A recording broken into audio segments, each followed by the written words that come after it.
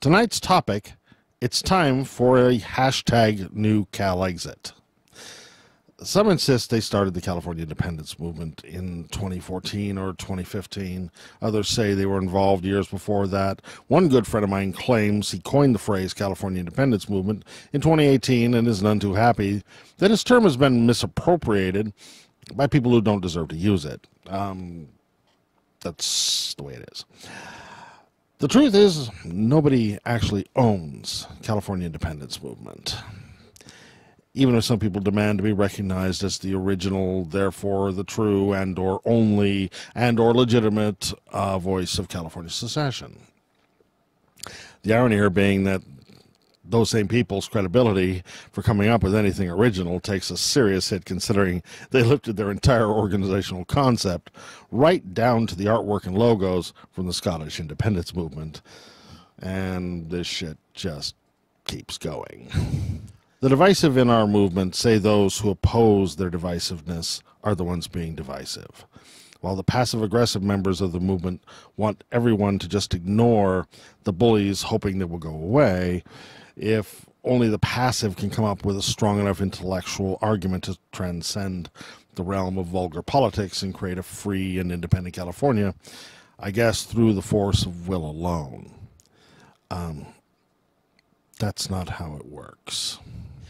And truly, the sad thing here is that as Californians recall rate for some kind of real change, while the U.S. has moved from the Trump nightmare into a Biden coma, we would think that California independence would be an easy sell compared to the obvious and ongoing American collapse.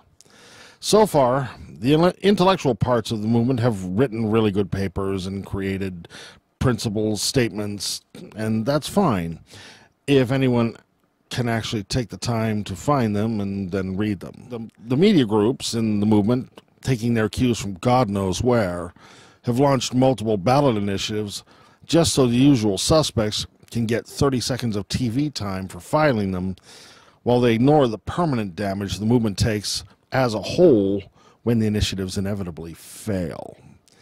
Those failures and political embarrassments kill financial efforts of the movement, making it impossible for California independence to ever be more than a political shoestring operation, and all this because the movement has exactly zero grassroots infrastructure to actually gather signatures, recruit the faithful, or spread the word. So, yeah, it's time for a hashtag NewCalExit.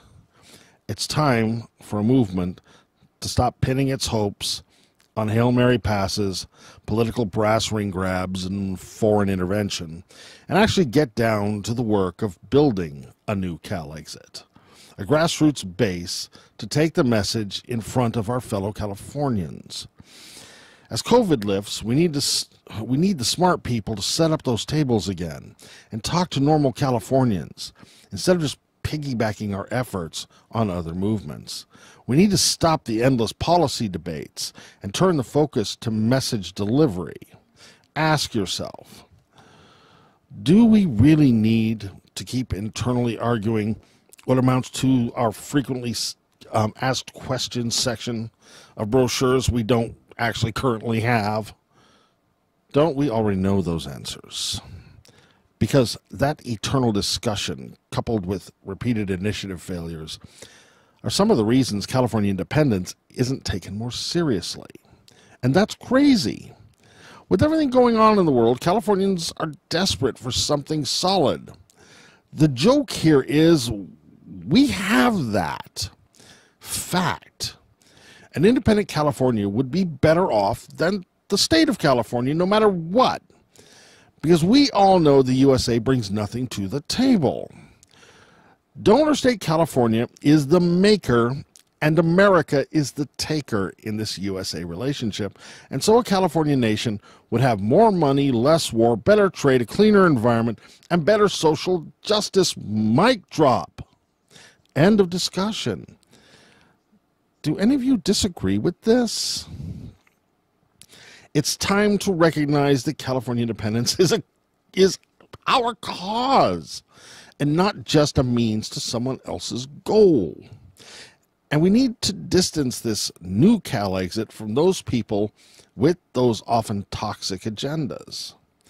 Because California independence is the best solution in itself to much of the evils perpetuated by the United States. If we can be Californians first and stop being distracted by America's dysfunctional political circus. So, yeah, it's time for a NewCalExit.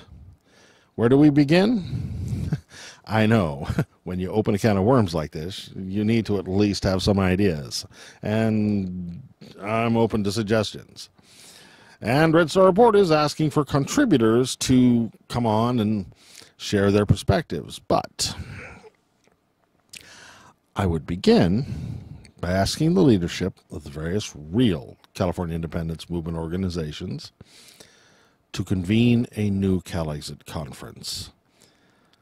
With COVID restrictions lifting, I'd make it an in-person conference because it's been far too long and way too much drama since everyone last sat down together in Sacramento. Online conferences would be good too. Red Star Report could even volunteer to host. Also, I would suggest that after the summer activism season ends and this recall election is over, a moratorium be placed on further efforts to allow the various orgs to float ideas to build the infrastructure needed to support everyone's efforts. It's time California independence looked to the long game, building the party and organizational membership across the movement. That would be where I suggest the starting point come from at least. You see, I believe in this movement. I believe it has a lot of really good people in it. And I saw a lot of good come out of the last conference hosted by our friends in the California National Party. I think to reestablish those ties without the toxicity, with a fresh focus, could jumpstart a NewCalExit movement that will be in it as long as it takes to see the dream of a free and independent California nation become real. So what do you say, Red Star Rebels? That's tonight's voices for the California nation. We are Red Star Report.